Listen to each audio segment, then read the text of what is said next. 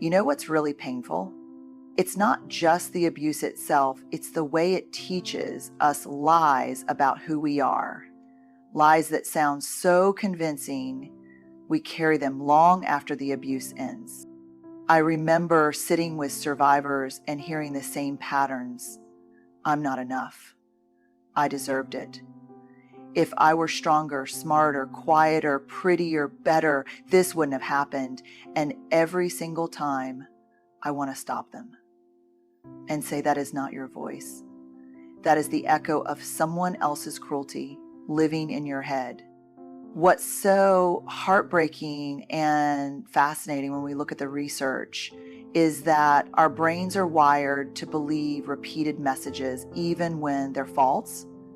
Abuse works like a constant drip of poison, reshaping the way we see ourselves until we confuse lies for truth. But here's the good news. If those lies can be learned, they can also be unlearned. And today, I want to walk us through 5 of the most common lies abusers plant and the truths that can set us free. The lie, you're not enough. This is the one I hear the most, and it's also the one that runs the deepest. When you've been in an abusive relationship, whether emotional, physical, verbal, or psychological, you start to absorb the message that somehow you are not enough. Not smart enough, not pretty enough, not strong enough, not lovable enough. It becomes this constant drumbeat in the background of your life. And the cruel thing about repetition is that the brain doesn't always recognize truth versus lie. It recognizes what it hears most often. So when someone tells you day after day that you're not enough, your mind eventually starts to believe it. It's like water dripping on stone. One drop doesn't change much. But drip by drip over time, it carves deep grooves.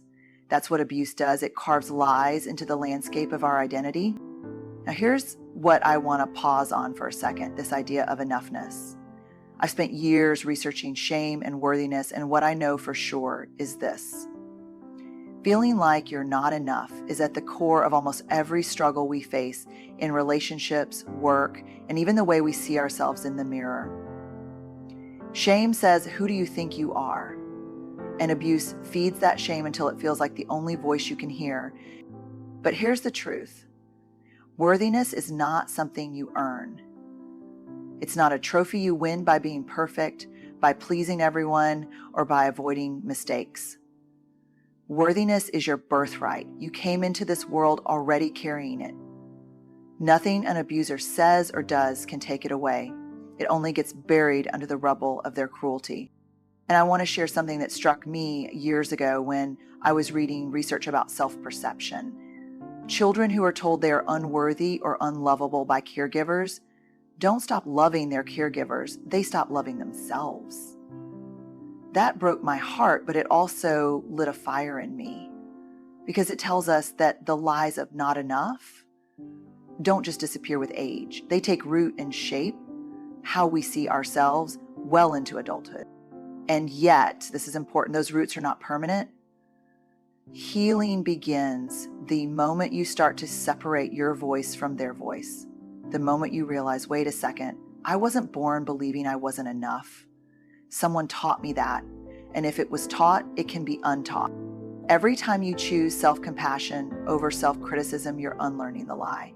Every time you remind yourself, I was always enough, you're reclaiming ground that never should have been stolen from you in the first place. You are not lacking. You are not too much or too little. You are enough. Exactly as you are right now. And no one gets to define that but you. The lie, you deserved what happened. This is one of the most corrosive and dangerous lies abuse plants inside of us. And here's the thing, it doesn't usually show up loudly. It whispers, it creeps in during the quiet moments. After the argument, after the slap, after the manipulation, the thought slides in, maybe this was my fault. Maybe if I had done something differently, it wouldn't have happened. And over time, that whisper becomes a narrative. You begin to carry it like it's the truth. But let's stop right there. Abuse is never about what you did or didn't do. It is never earned, never invited, never deserved. Abuse is always about the abuser's choices, their decision to exert power, control, or cruelty. That weight does not belong to you. What makes this lie so sticky is that as humans, our brains are wired to make sense of chaos. When something painful happens, especially something ongoing, we want a reason.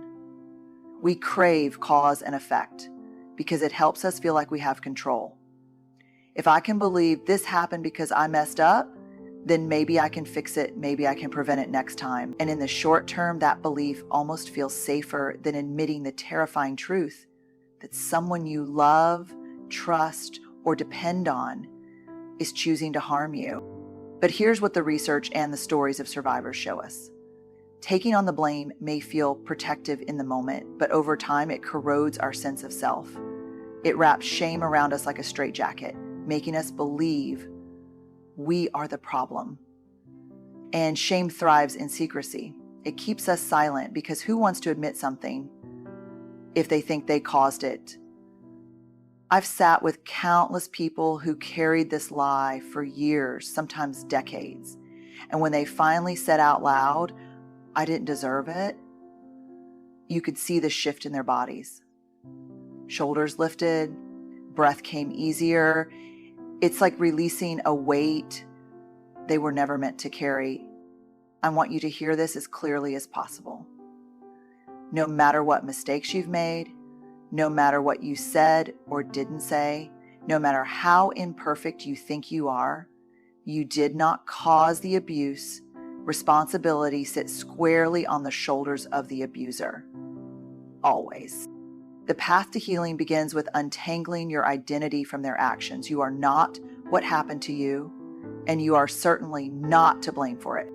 You did not deserve it. You never deserved it. The lie, your voice doesn't matter. This is one of the most effective tools abusers use to keep control. They don't just want to hurt you. They want to silence you. They want you to believe that speaking up won't change anything, that your words carry no weight, that your truth is too small, too inconvenient, or too unbelievable to be worth saying. And after enough dismissals, interruptions, or outright punishments for speaking, you start to internalize the lie, "My voice doesn't matter." But let's pause for a moment and look at the impact of silence. When we believe our voices don't matter, we shrink. We stop sharing opinions, we stop asking for what we need, we stop telling our stories. And silence, over time, becomes a cage built from the inside out. That's exactly what abusers want because silence protects them. If you don't speak, they don't have to be accountable. Research on shame tells us something powerful here. Shame thrives in secrecy. When you believe you can't tell your story, when you keep it buried, shame grows. But the moment you put words to it, the moment you let light in by speaking, shame starts to lose its grip. That's why finding your voice isn't just about reclaiming your power. It's about breaking the cycle of shame that keeps you trapped. Now, I know this is hard. Speaking up after abuse feels terrifying. You may have been told over and over that no one will listen or that no one will care. You may have even spoken once and been met with disbelief, and that can cut just as deep as the abuse itself. But here's what I want you to hold on to. Your voice matters, not because of how others respond, but because it's yours. Speaking your truth is not about controlling the reaction. It's about reclaiming your right to exist fully and honestly. I've seen people who thought their voices were gone forever start with just a whisper, telling one trusted friend, writing in a journal, or saying out loud to themselves in the mirror, "This happened to me, and it mattered." And that small beginning grows. Each time you choose to use your voice, you weaken the lie. Each time you share your truth, even if it's just with yourself, you remind your body and your spirit, "I matter." And to complete the circle, you ask yourself, my story matters, my voice matters. And here's the truth I want you to carry forward. Your voice was never broken, never worthless, never too small. It was silenced by someone else's fear of accountability. But it's still here, waiting for you. And the world needs it. The lie, no one will believe you. This lie is particularly cruel because it preys on one of our deepest human needs, the need to belong, to be seen, to be validated. Abusers know this, and so they plant doubt with precision. No one will believe you. They say it like a promise, like a guarantee, and after hearing it enough, you start to believe it. You imagine yourself telling your story and being laughed at, dismissed, or accused of exaggerating. That fear of rejection becomes almost as heavy as the abuse itself. But here's the truth. That lie is designed to keep you isolated. Abusers depend on silence, and they know the quickest way to silence someone is to convince them their words won't matter, their truth won't land, their story won't be believed. And yet research shows the opposite. Studies on disclosure and trauma reveal that when survivors share their experiences, even tentatively, even imperfectly, they are far more likely to be met with empathy than rejection. The lie says you'll be abandoned. The reality is that most people respond with compassion. Now, does that mean everyone will believe you? No. Sadly, not everyone is ready or willing to hear the truth about abuse, especially when it challenges their worldview or their comfort. And yes, encountering disbelief can be devastating. But here's what I want you to know. Your healing is not dependent on universal validation. You don't need everyone to believe you. You need someone, one safe person who listens, one person who looks at you and says, I hear you, I believe you, what happened to you matters.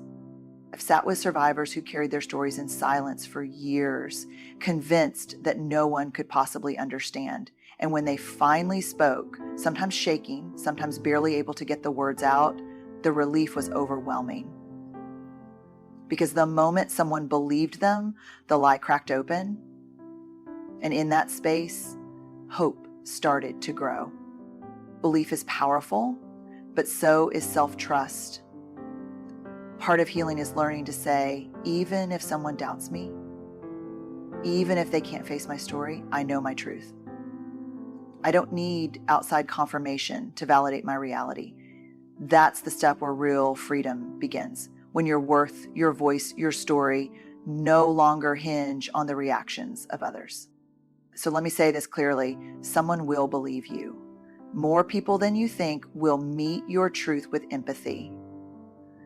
And even in the moments where doubt surfaces, your story is still real, still valid, still yours.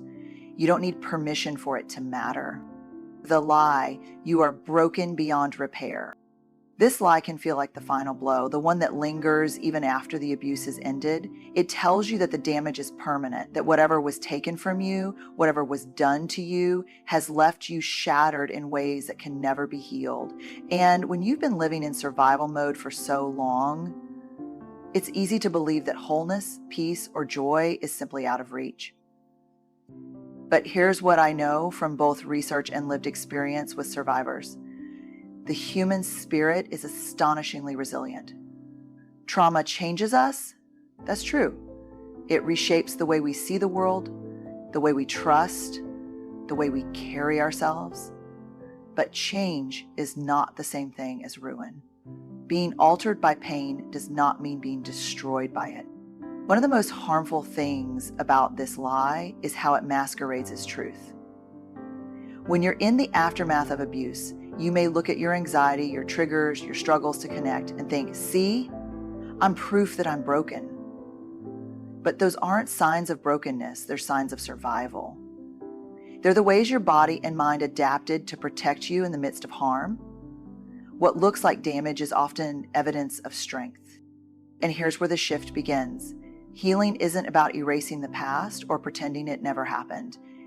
It's about rewriting the story you tell yourself about what it means. You are not the shattered pieces someone left behind. You are the person who lived through it, who is still here, breathing, listening, searching for meaning. That doesn't sound like brokenness to me. That sounds like courage. I've seen people who once believed they were beyond repair slowly rediscover joy, connection, and self-worth, not because they fixed themselves, but because they allowed themselves to heal in pieces, to grow through compassion, to find beauty in the scars. Post-traumatic growth is real. It doesn't mean you're grateful for the abuse. It means that even in the wake of devastation, new life can take root. Strength, empathy, creativity, purpose. These often emerge from the very places we once thought were ruined. So if you're holding on to this lie, I want you to hear me. You are not broken beyond repair. You are healing. You are becoming. And even if it feels slow, messy, or incomplete, every step you take is proof that repair is not only possible, it's already happening. You are not broken. You are rebuilding. You are becoming whole again. When we strip away the lies, you're not enough, you deserved it, your voice doesn't matter, no one will believe you, you're broken beyond repair, what we're left with is the truth. You are worthy, you're innocent of their choices. Your voice has power, your story matters, and your spirit is resilient. Abuse may have tried to redefine you, but it does not get the final word. Healing is not about erasing what happened. It's about reclaiming who you've always been beneath the lies. And I promise you, the person you are is stronger, braver, and more whole than you've been led to believe. The road forward isn't about perfection. It's about courage. It's about choosing again and again to step into truth instead of shame, compassion instead of blame, hope instead of despair. And every time you do that, you're not just surviving, you're rising. So if you remember nothing else, remember this: you are enough.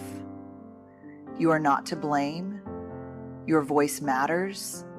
You will be believed, and you are never beyond repair. Good luck on your healing journey. May you walk it with courage, with compassion for yourself, and with the unwavering knowledge that you are worthy of love and peace.